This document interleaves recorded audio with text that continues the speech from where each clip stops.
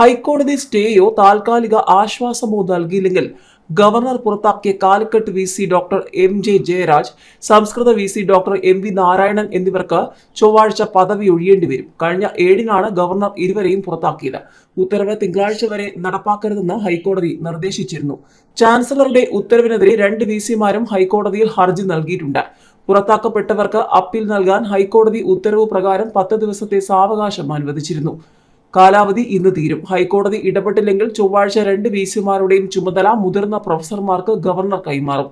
നിയമനം UGC ചട്ടപ്രകാരമല്ലെന്ന് കണ്ടെത്തിയാണ് chancellor കൂടിയായ governor Arif Muhammad Khan ഇരുവരെയും പുറത്താക്കിയത്.